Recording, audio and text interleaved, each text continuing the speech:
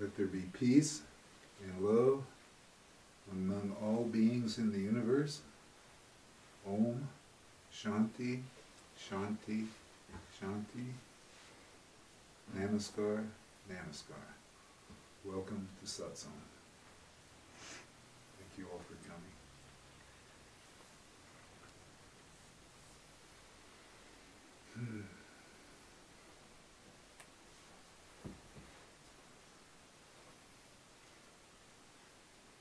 So let's just get right down to it. Each of these bodies come with a survival mechanism. And one of the primary components of that mechanism is the little voice that we have in our heads.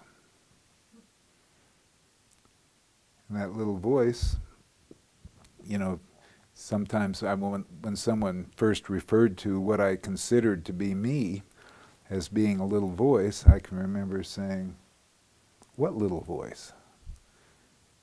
And of course that was the little voice.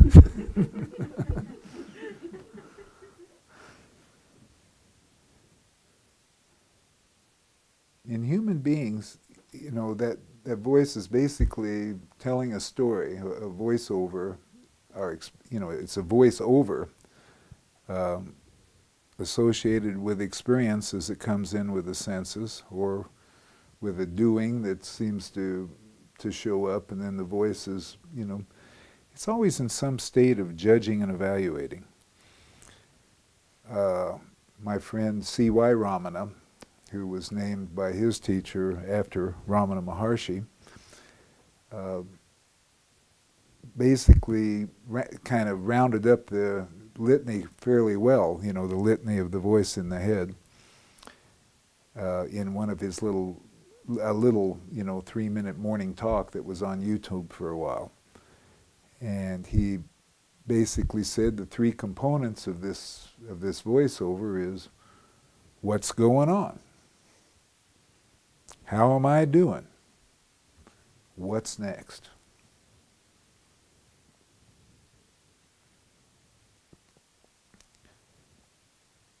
What we're here to investigate tonight, among other things, is whether that voice is who we are, or whether it's just an electrical chemical activity that's part of a survival mechanism for the body, a very intricate survival mechanism. Wouldn't want it to go away. Or some other explanation.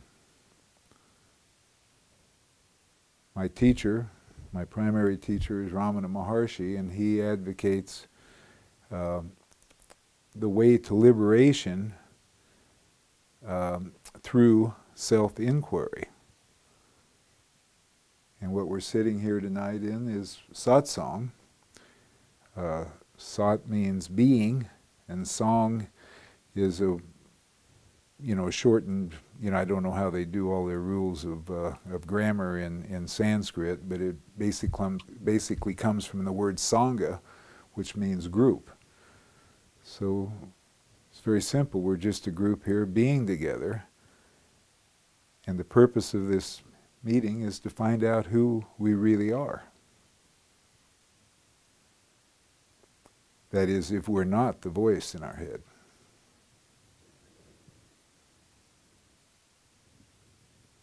So each of us can do our own investigation.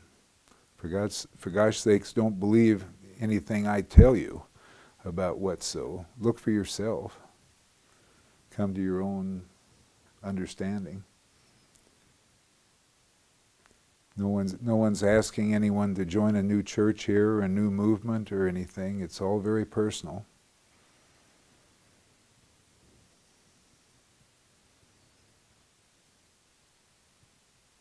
But if that voice, which is posing to be the person called Bob, or any of your names, if that voice isn't who we are, and we don't want to reject it completely out of hand, you know, look and see if it's who we are, who you are, your voice. The voice is talking to somebody. Who's listening? Does that mean there's two yous in here? The talker and the listener? Or is there just one being? We can look and we can see.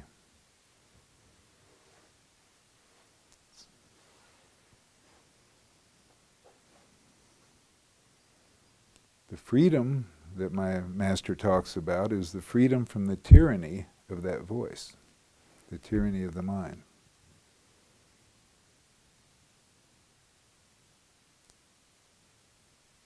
Sometimes its function is very judgmental, in fact, a whole lot of the time, you know.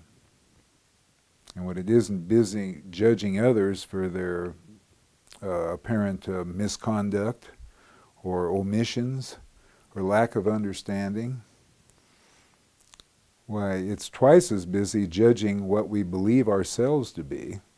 And it's like you might as well take off your shirt and get a whip and start beating yourself on the back sometimes, you know. So a little self-flagellation goes a long way with that little voice. We can be much gentler with ourselves. We don't need to beat ourselves up. When we see that judging and evaluating is just a function of the survival mechanism, this is what I posit. I'm kind of giving the answer, but you can still let it do its job. Just don't let it call itself you. It can still process information just fine and judge what's safe and what isn't safe for the body, what food is good, what isn't. It's not a problem. Just don't let it pretend to be the sum total of who you are.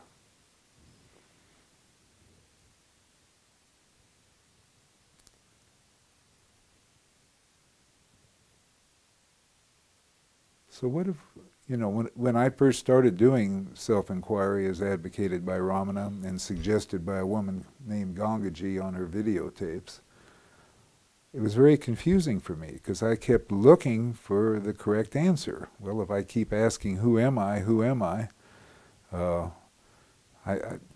wouldn't the correct answer show up? And you know, it never did.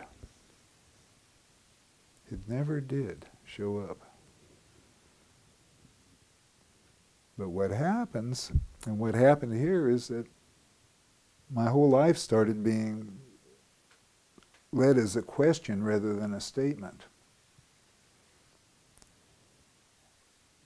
And as a question, without basically adopting the word I am a question as a new identity, you know, without using the word, you just live as an inquisitiveness, you know, just what's so right now? What's going on? It's the first part of the litany that I talked about earlier, you know, what's going on. But I really don't need to tell myself a story about what's going on. The possibility is to simply observe.